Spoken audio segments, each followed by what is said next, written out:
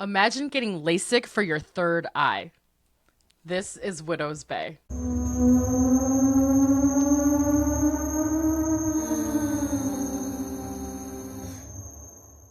Okay, welcome to episode 5 of Widow's Bay. This is called What to Expect on Your Trip. This was directed by Andrew DeYoung, who also just directed the movie Friendship. He also directed the TV show The Chair Company, so it looks like he's a big Tim Robinson collaborator. I bet you he also probably did some episodes of that Netflix show that Tim Robinson had, I Think You Should Leave.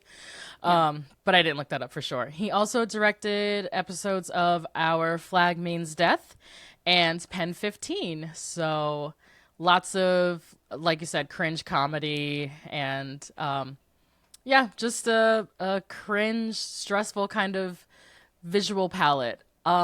This was written by Colton Dunn, who was a writer on Mad TV.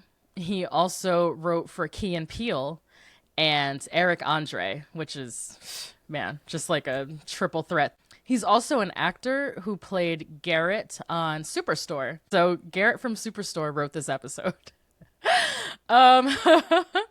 I'm joined, as always, by the lovely Erin. Thank you for joining me for this drug trip.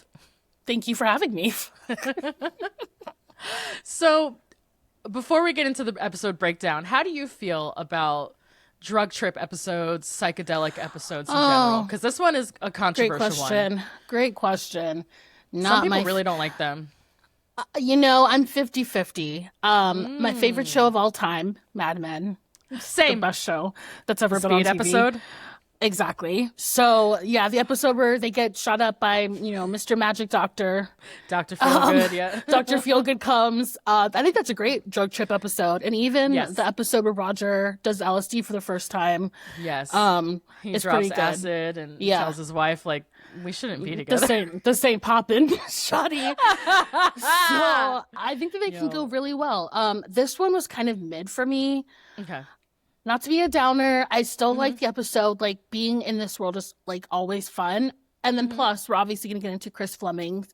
That was enough to make me excited. Yeah. What did you think of this episode? This one was, like, the toughest rewatch for me. I felt like I liked it the first time. And then when I had to keep rewatching it to take notes and prep for the pod, this one kind of the drugs wore off. The high wore off on this one. Yeah, after buzz ruined. Second or third time, I was like, all right, next scene. It wasn't so much the drug trip stuff for me, honestly. What was really dragging this episode down for me, again, is all the Evan stuff. I'm sorry. I am kind of an Evan hater. I don't like him. I'm trying. That's right. That kid gets on my fucking nerves, and this is a big Evan episode, so I don't know. That was kind of annoying me, I feel like. It's the inverse for me, because I felt like the Evan stuff was the only time we got anywhere. Like, we moved the story along. In my opinion, because Tom's tripping balls the whole time, and the way he's tripping, like, if you've had drugs, like, it's not exactly like that. So right. So I was kind of allegedly they say. I'm assuming people have told me.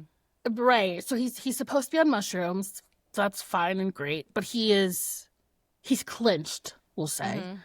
So we did that. Didn't really move the story along for me, but the Evan bits, we did get the backstory on Boogeyman. I did like getting the Boogeyman exposition. I feel like that was some good town lore.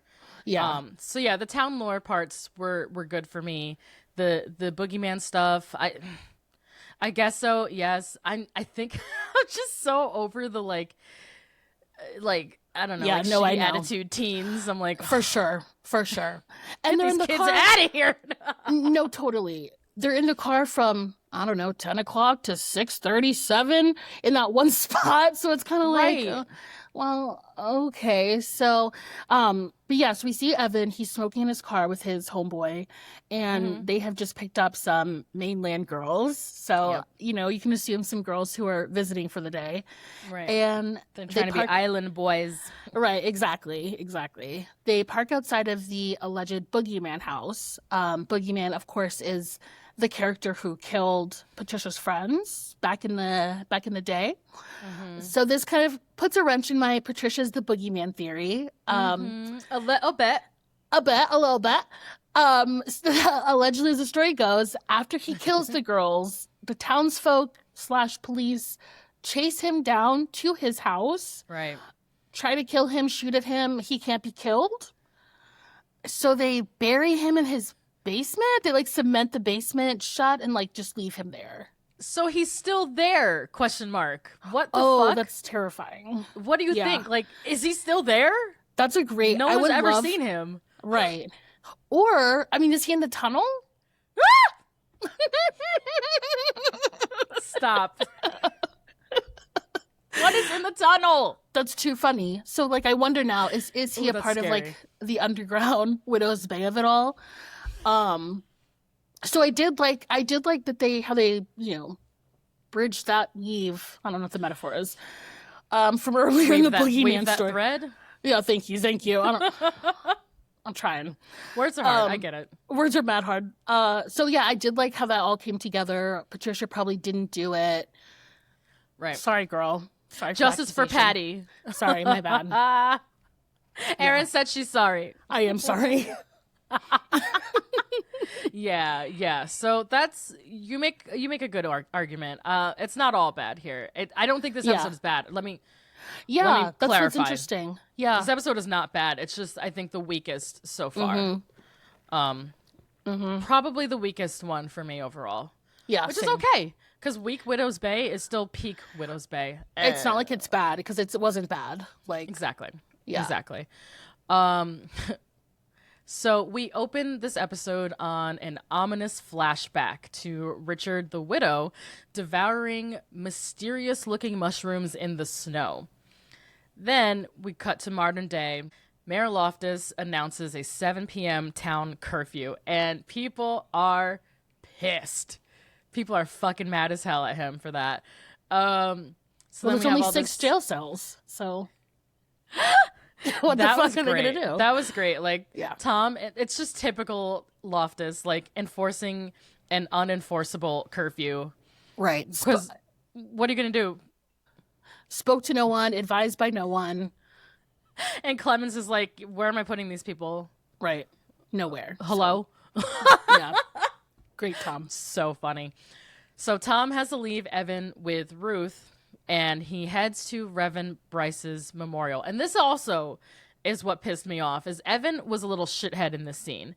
He Yeah. was like, do you feel like he was kind of like making fun of Tom a little bit? Like he was just kind of like, Yeah. wasn't that your friend? Yeah. It's like- Oh, well, that's so cruel. I hope What not. are you doing? I was like, why would you ask Yeah. him like that? He's like, Yeah. did your friend die? Like, Yeah. what happened? I thought he was trying to distract him from like caring about where he went. Oh, maybe. But that it was for sure a shithead It's still thing to fucked say. up. Yeah. I don't know. Still fucked up. I don't know what Evan thinks. He's so yeah, what's the word I'm looking for? I don't know if it's obtuse when you can't see Yeah. through someone. He has like not discernment, but it's like he's no differentiation. Like he's not able to see like maybe there's something bigger going on with my dad. It's very like you're trying to punish me. You hate me, and it's like, well, but again, he's 15, 16, so That's true. That's maybe true. they'd be like that. I guess. It's the opposite of transparent. Maybe it is obtuse. What's the word Opaque? I'm looking? Opaque. Thank you. Yeah. Thank you. It's opaque. Art school. Yeah, I find Evan very opaque. I don't ever know what his intentions are besides like trying to get one over on his dad so he can like sneak around and like hang out with girls. And maybe that's all it is. Maybe that's all it is. But he just I don't know. I cannot get a read for this kid and he gets on my goddamn nerves. So Yeah. He's very He, one-dimensional at this point. yeah. Yeah, one-dimensional. Yes. Yeah. So Tom has to leave Evan under Ruth's care. Uh, God bless her. So that he can go to Reverend Bryce's memorial.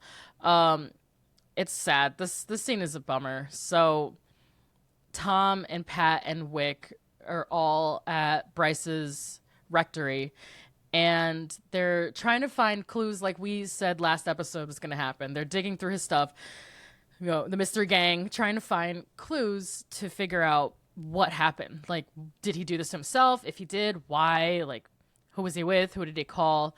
And that's when they discover some mysterious phone calls that went out right before Reverend Bryce passed away.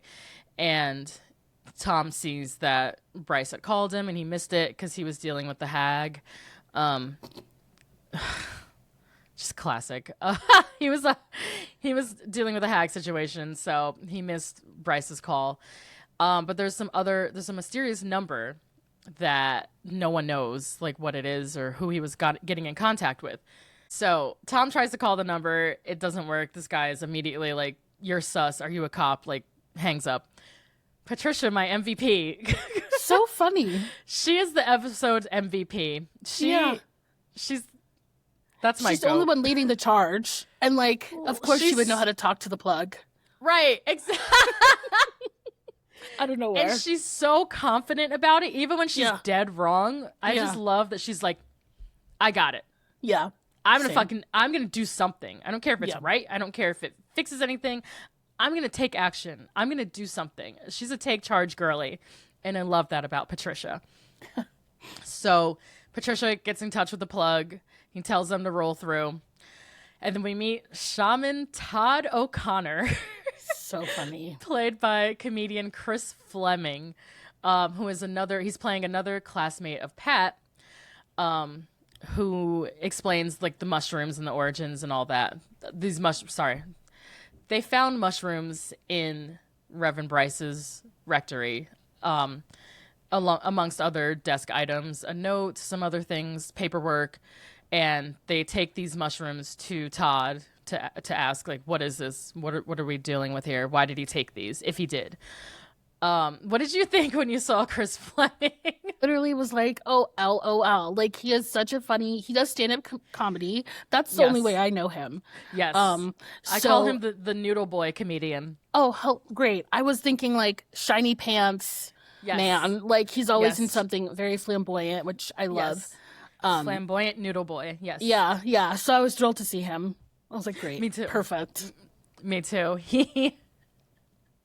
He's like one of my Instagram. He just comes up on my Instagram a lot, and he's one of the only male comedians I allow on my feed. Right, exactly.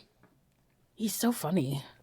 Yeah, him and John Marco, the other like noodly boy who doesn't know how to sit in a chair. Screaming. That's a perfect like genre. Yeah, and Carl Tart, my classic hetero love. So Todd explains the mushrooms and the origin.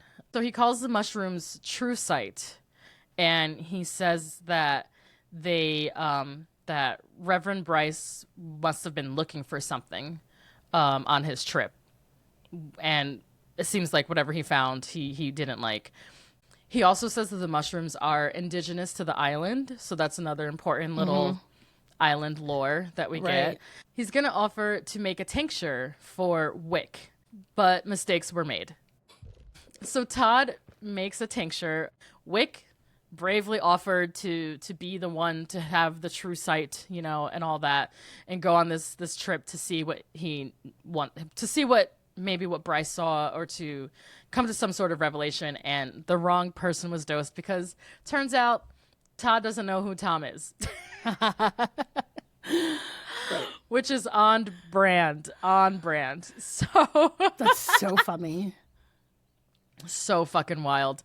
And then Tom starts tripping balls. And then Todd tells him that he's gonna guide him through his journey, and immediately fucking leaves him. Diabolical. So funny. he's talking about the sacred geometry of, you know, the signs and the symbolism of the shrooms, and it's just the hand tracing. No, oh, so funny. I forgot about that. Yeah. It's just a fucking tracing of somebody's hand, and he's like, look at the symbol, what does it mean? So I did think that stuff was like, I thought the Todd stuff was very funny. Yeah. There's another great so then the quote unquote, this is such white male bullshit with the peace center, and it's just a mattress on the floor with Insane. sheets hanging on the window and a fucking lava lamp. That's Yeah. just- That's Euphoria. So. And his lizard Bridget, just big ass Precious. monitor lizard being in the bed. Oh my god, fried me. So yeah, he's like, whatever you do, don't look into any mirrors. He slams the door and leaves immediately to a mirror, Which is so funny. another great mirror reveal, back-to-back episodes. Loved it. So then the rest of the episode just turns into this like psychedelic jump cutty drug trip for Tom. And then once Tom is dosed and he's just in it, Todd makes sure to tell him this is going to be a 12-hour drug trip. So you're in it for 12 hours, buddy. Buckle up. Patricia immediately has to like drug babysit him, and Wick is like, that's cool. I have to leave to go find answers. So he takes some of the other clues that they find at Reverend Bryce's office and goes on a side quest. We'll find out where later. Patricia takes Tom back to the office. And turns out Kurt the innkeeper and like a band of townspeople are rebelling, like in open rebellion against Tom. And they're like, fuck this curfew. Wait, but before that, I want to talk about Dale's eyes. Yeah. So the office scene. Okay, yeah, you're right. So when we bring Tom back to the office, this was, I think, the scariest part of the episode for me. There's two. Yeah. So what was your scariest moment of this episode? It was for sure Dale's eyes. Just in the when Tom is sitting there clenching his bag, his little briefcase, and Dale is like the only one who's like babysitting him, and he's speaking to him. Yeah. That actor has such interesting features that are odd in a wonderful way on the show normally, but they seemingly blacked out his eyes a little more. Yeah. Made him seem just so otherworldly, and it scared the fuck out of me. Yeah, I think they changed his voice too. It was definitely Okay. giving like Frank the Bunny kind of vibes, Yeah. you know? Yeah. Very creepy. Did not like. And he does have like a face for horror. He kind of looks like Yeah. he's wearing like a mask or something, like just like his cheekbones and like, yeah, very, very creepy. That was mine too, the Dale's blackout eyes. But then the second one for me, yeah, I thought it was going to be, I thought the peak of the scariest moments of this episode for me were going to be when Evan's at the Boogeyman house, but nothing happens. No, like he doesn't nothing actually, happens. he doesn't Right. actually go into the Boogeyman house. We'll Right. get to that. But there's a flashback at the end that is the actual scariest moment of the episode for me. But so yeah, we have like the open rebellion at the office, the big Dale scare there, an angry town meeting led by Kurt, and Clemons comes into the office during this scene too and tells Tom there's not enough room to enforce this curfew. We only have 6 jail cells, so I don't know what the fuck you think you're doing. And Tom has no answer because he's high. He's high. He doesn't know what the fuck he's doing. And Clemons also Clemons also takes Patricia away because she was babysitting Tom. That's right. Clemons takes Patricia in for questioning. Right. Because technically the last episode was... Because of what happened in the last episode. Yeah. Yeah. Yeah, you can't just do that, apparently, even on this island. I guess you can't just, like, put people under a spell and make them drown themselves. That's crazy. God, people are so sensitive these days. They're fine, so... They're fine! Nothing even happened. Patricia didn't do nothing for real. Free my sis. Free Patty. Free Patty. So she gets taken in for questioning because everybody's pissed about her party. Poor Patricia. She cannot catch a fucking break here, dude. Speaking of Patricia, how funny was it? She's MVP of this episode for me, like I said. But when Tom first realizes that he took hallucinogenics and she stuck her hand down his throat to try to, no questions asked. No, that's the thing about her. She handles it. She's got it. She was like, all right, well, make yourself throw up. And just this is what needs to happen. So do it. Love her. Yeah. She was like, all right, I'm on it. Let's make you throw up. Like, let's make you throw up together. And he's like, I can't. Yeah, so she's great, but she gets separated from Tom for the rest of this sequence. And shit just goes even further downhill. Wick and Jerry decipher a diary entry, and it was in Reverend Bryce's things from earlier in the episode that he took. Wait, is it the diary? Oh my God, it's all coming together. Yes. Okay. Yes. So that diary entry is from Richard the Widow's wife, Sarah Westcott Warren. So there was a lost diary entry with Bryce's things. In the diary entry, she says, "The curse's heart beats inside a cylinder that my husband wears around his neck." Yes. Dun, dun, dun. Dun, dun, dun. Yeah. And I'm like, okay, a cylinder around Richard the Widow's neck. Yeah. Which also, you had mentioned it, I think, last episode, but the headless statue was also a statue of Richard the Widow. So. Oh, okay. Yes. Shitballs. Yes. So something's going on. I don't know what's going on there, but that's some Richard and Sarah Warren kind of backstory. So I put that Jerry and Wick are exes, and then I was like, did I make that up? No, they are. They are. Okay. For sure. Okay. Yes. Right. That's what I was going to bring up. So during that scene when they're deciphering Sarah's diary entry, we get like this kind of little throwaway line about how like Wick and Jerry used to mess around together. Like they were like high school sweethearts or something, because she says that comment about like, oh yeah, my dad never liked you. Okay. And he said, oh, that's because I kept you out too late or something like that. That's so cute. I love that. Yeah. So they're like old flames from back in the day. And you can tell that Wick still kind of has like the sweets for her. Like, for sure. I think it's kind of cute. I do too. And they're solving crimes. Solving crimes together. But yeah, so they uncover another clue about the past and about the curse. So I'm assuming we'll get more on that. Who knows when? But another little bit of town lore. And then somehow Rosemary ends up babysitting Tom after that town meeting that went sideways. Mm-hmm. Rosemary gets stuck with the responsibility of taking care of Tom. Someone has to, so. This is the gas station sequence. I also really did like this part of the episode.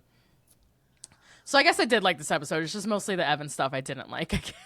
Interesting. Well, see, I wish that I wanted to hear more from the townspeople. And I wanted to. Also that. Like, I get Tom probably just sat there like an idiot. Or did he? Because they did leave. I don't know. I don't know if I explained that right, but yeah, this whole time that Tom is tripping balls, we're getting these like blackout cuts in and out of his timeline, just like major time slips. We're going from the office to he's sitting in a car to he's on a leash to he's in a gas station. You know, it's just his POV of this whole episode is so fuzzy and so unreliable. We don't know a lot. Maybe that's why it's hard to explain this episode, because a lot of it is just cutting in and out of his drug trip. Right. Then he is at a gas station with Rosemary. Apparently he fucked that gas station up. We don't see it, but remember there's just like milk everywhere. and the owner's like, no, not you, not you. He's like, get your ass out of here. I already told you. Yeah, and Tom does this really odd run. Yes, like, over to him. So like full speed. Yeah, he's tripping balls. Yeah, so he's still tripping. And all right, so the other part of the Boogeyman house we can talk about that here because this is where those two storylines converge.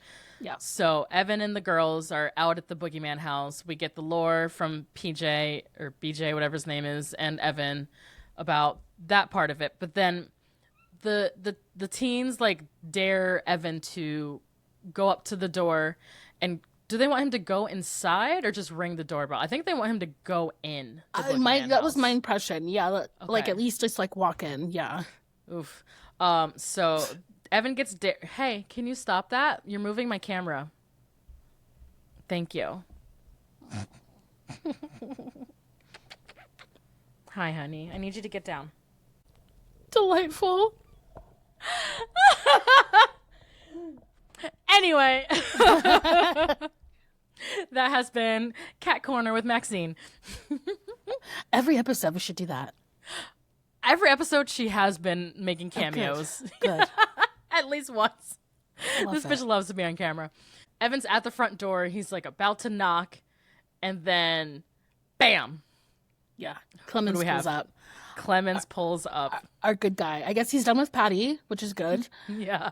He's patrolling the streets, looking for curfew breakers, probably. Right. Curfew and- breakers that he can't arrest. Yeah, right. And saves Evan just in the nick of time, which is so sweet. It's their little relationship is mad cute. It is. It's so funny. He's like, it's- God, yeah. you are so annoying, but like I care about you. Yeah, I care about you. I have your back. No, I'm not going to tell your dad. Yeah. But also, I no, love you that. can't call me a pussy, whatever he was going to call pig, him. yeah. A pig, which is such a teenager thing to do. So Can I just call you a pig and like make myself look real cool in front of my friends? And he's like, no. No, get the fuck out of here. Clemens is so fucking tired of Yeah. Tom, of this whole Patricia, place. of Yeah. Evan, of everybody. Yeah. Clemens is sick of y'all. He is tired. Every scene he's in, he's like, what are Stop. y'all doing? Yeah. He's pissed. Yeah. I love him this episode. He doesn't have a lot to do in this episode, but him and Evan's little side scene was very fun. Yeah, he tells Evan and the kids to go home. So while Evan is being dropped off at his house, Tom, who is still tripping fucking balls, Rosemary finally gets his ass home. And he's like at the car window, just menacing these kids, acting a fucking fool, Yeah. embarrassing the shit out of Evan. And he tells them, like, go inside because he's scared. The whole episode, we forgot to mention, Tom is like auditory hallucinating as well. Yeah. So he keeps hearing himself like talking about, oh, where's my son? Where's my son? Where's right. Evan? Yeah, I'm but he scared can't for follow Evan. up on it. Yeah. But he can't follow up or do anything about it, and he doesn't Yeah. know where Evan is because he left him with Ruth's old Yeah. ass. Yeah. So God knows where he really is. Yeah, so this whole episode, Tom is freaking the fuck out, not only from the drugs, but because he's scared of his son is missing, or that something happened to him, or that he's in danger. He can't nag that inner voice that's like, something's wrong, something's going on with Evan, like, you need to find him, he's in danger, yada yada. So Evan finally comes home, and Tom flips the fuck out on him. So then we do have like a big fight scene between father and son. What did you think about this scene? Oh, it hurt me. It was hurt sad. me. I thought it was just, we finally get like Evan's anger like comes to a head. Yeah. His frustrations with how he's babied. He is a baby. I know. He's like, I'm not a and- kid anymore. I'm like, you are it's like very much a child. This is something a kid would say and no one else. Yeah, so it hurt me that Evan was like reaching out to him and Tom just like, okay, we'll talk about it tomorrow, and slams the door. Yeah. And it's like, yeah, he's high, but he's coming down. And I just like, oh, that just hurt me. What I did like and thought was so fucking funny is when the kids arrive and he tells Evan to go inside and he's like, say goodnight to little miss. And it's just so stupid. He's so ridiculous. That's such like an angry dad moment. Yeah. Right. That's He doesn't know such what an to call angry- her. He's like, Yeah. little miss. That was very funny. Yeah, so Did it hurt you as an Evan hater? Like, did you feel for him? This is where I did start to turn on Evan a little bit. But again, it's that whole like that stereotypical like bratty teenager, like, I'm gonna leave. I'm gonna run away, you know, that kind of thing. And I'm like, no, you're not. Like, shut up. Yeah. So, he doesn't even have a job. Where are you going? Yeah. You don't even have a boat. Where are you going? Right. So yeah, I did start to soften up on Evan a little bit. I still don't like him, but I do understand a little more. Because I think I would feel like him too. I mean, he's been trapped on this island his entire life. So of course he's bored and restless and like pissed off, and like his mom's dead, you know? So like and I'm sure Tom has had to physically had to stop him from leaving, because I'm sure he was like, hey, can we go to Boston? That's 30 miles away or whatever. Yeah. And it's like, oh, no. Because Tom knows the tea deep down. Right. And he's still hiding all that from Evan. So yes, I did start to come around a little bit, because I'm like, Evan doesn't know any of what's going on the island right now, because Tom won't talk to him. Right. And this is like a constant throughout all of these episodes. It's like Tom not communicating to Patty, to Wick, Clemons. to Clemons, to Evan, to like everybody, to everybody in his circle, pretty much. It's just not communicating, and no one really knows the truth except for the people who are directly involved, which is Wick and Patricia. Everyone else is kind of on the outside, just confused looking in. Like Dale and Rosemary and all of them don't know. I mean, Rosemary be knowing. She be knowing, but she's like not obviously the person that's like actively gonna save the day or whatever. No. She's accepted. She's outside smoking cigarettes. She's like, exactly. She's on her smoke break, so sorry. And I love that for her. Same. So after they have this big fight, Evan threatens to leave, and Tom runs upstairs to the bathroom and pukes. And this is where my stomach dropped. This is my other scariest moment of this episode. Tom is obviously so upset about the fight and like how harshly he was like reacting towards Evan, I think. And he gets down. At first I was thinking, oh, this is such like I was thinking we were getting like a big intense, you know, kind of I don't know if you ever watched The Leftovers, but I thought we were getting like a Leftovers kind of moment, you know. That's my reaction to The Leftovers. Yeah. He's like getting down on he falls down on his knees and just starts praying that Evan's okay, you know, and that's like such a real father moment, you know. He's just like praying for Evan's protection, even though they just had this huge fight, because he loves this kid and he's trying to save him, you know. And it's not just like a passive dad, like, oh, do what you say in my room. It's like he's actually like on a mission to make sure that his son is okay. Yes, he's like, and again, Evan doesn't know any of this, right? So he won't tell him. So he won't tell him. So while Tom is on his knees praying for Evan, we jump into this scary ass flashback with his wife Lauren and the day that she gave birth to Evan. This blew my mind. This whole just as one scene kind of made this whole episode worth the trip. pun intended. So we flash back to Tom and Lauren. She's in labor and they're on a ferry trying to get off the island. So even when he says he didn't believe back then, he believed. He was trying to get Lauren. He's seen what can happen. Exactly. He knew. So Lauren goes blind on the ferry and Tom starts screaming for help. So because we're doing the acid cuts, we don't get the whole beginning or end of any scene.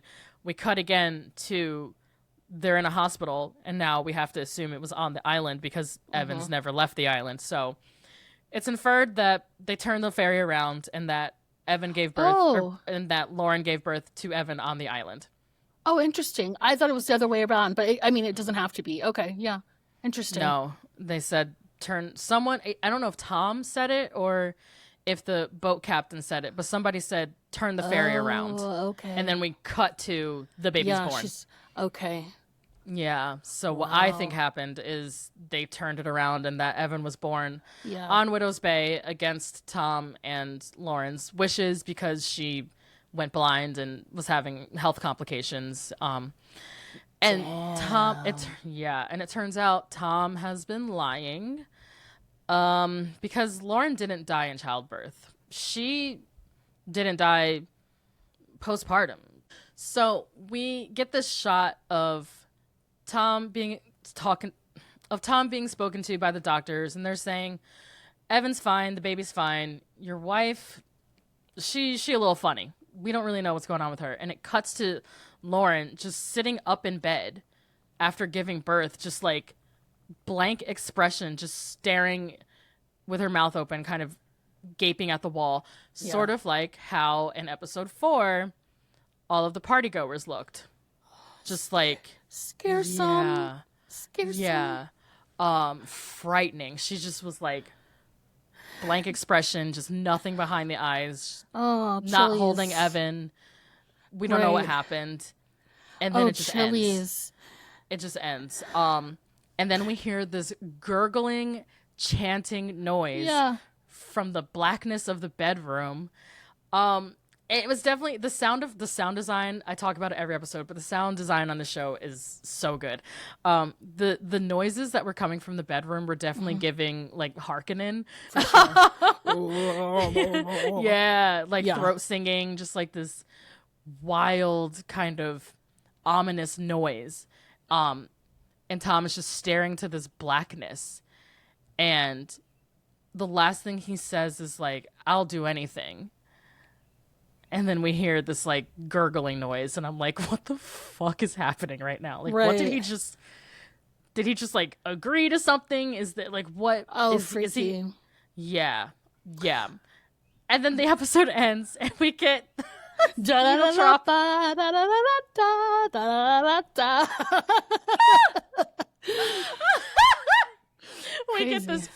We get this fuck ass 311 needle drop. Yeah. That's exactly what it was.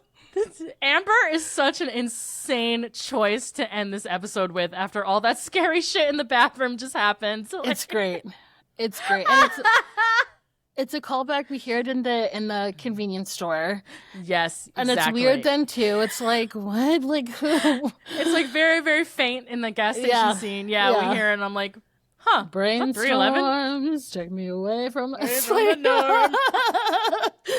It's so funny. I've had this goddamn song stuck in my head like all week. It's like Rhythm of the Night and Amber. Just after the last pod, that's all I could hear. This is a rhythm of it for days. Whoever is choosing the music on this show, they're going fucking crazy right now. They're going ham. I gotta look up I'll do that for the next episode. I'm going to look up the music supervisor. Music supervisor, exactly. Thank you. They're like music director? No, well, close, but music supervisor. That's his name. So yeah, we end with 311, and that is the end of a very bad drug trip. That is the end of episode 5. So yeah, we both said this wasn't our favorite episode, but there were still some great moments in here. So yeah, do you have any final thoughts on this episode? Any predictions for the next one? Where do you think we're going with this? Excited we're getting more Lauren flashbacks. Like it's inevitable since they've started and we only saw this like little fraction. Mm-hmm. Also, Lauren in the bed reminded me very much of Contagion and Gwyneth Paltrow before they scalp her. Crazy. Not even a spoiler. I totally forgot about that. Yeah. It's like 15 minutes in. Yeah, she just looks so like not right. Yeah, do you want to talk about the Kingston? Speaking of Evan, I had a question, and it was bothering me from like the first couple, but I was like, no, maybe I'm wrong. Maybe I'm misreading. Maybe he isn't. Yeah. But of course he is. Of course he is. So because of this flashback, I mean, I think it was easier for me to ignore it for the first couple of episodes because we didn't really see the mom a lot. But now that we've had this big Lauren flashback, Lauren is white. Yeah. Why is Lauren white when Kingston Rumi Southwick is so clearly biracial? Yeah, like, right. This is a biracial child. I don't know who we're trying to fool here. Like, he's brown. Yeah. He has a white dad and an Iranian mom. So this kid is half Persian. Like, Yeah. tan skin, curly hair. What are we talking about?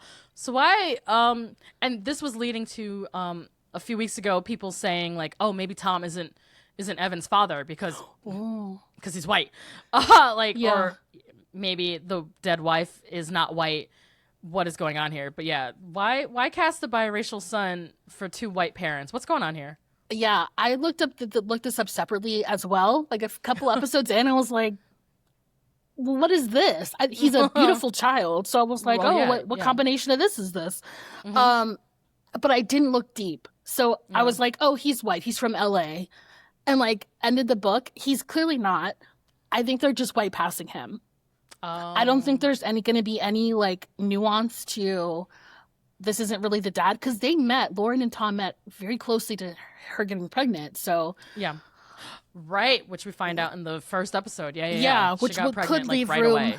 Yeah, leave room for another dad, but I don't think anybody working on the show is thinking about that. Right. I really don't. Or some theories were saying that maybe she was already pregnant with Evan when she met Tom.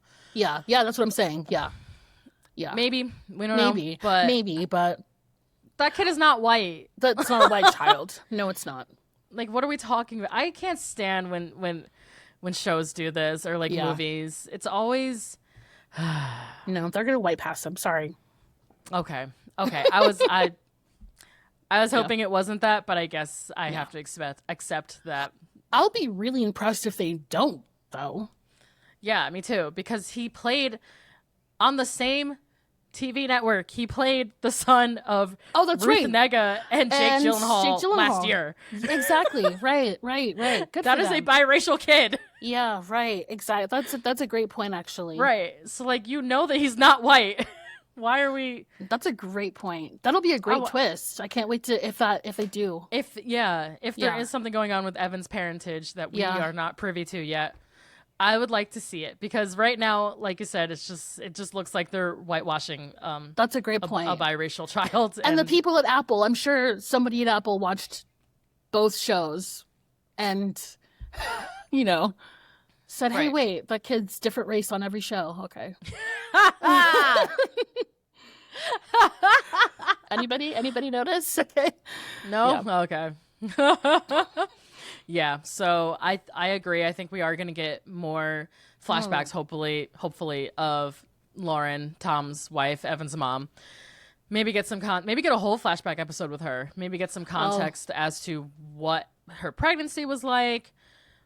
What happened after she gave birth? Is she still alive? Like, we don't know where did she go after the hospital? Yeah. Like, we don't know anything at this point right. about where she is or if she's long after dead. She died. Right. Yeah. Now I'm questioning whether she's even really dead or not. Like, right. Is she? I don't know. I don't know. We don't know, guys. Something's going on there. I'm going to end this episode with Parks and recommendations. I have 2 episodes for this one.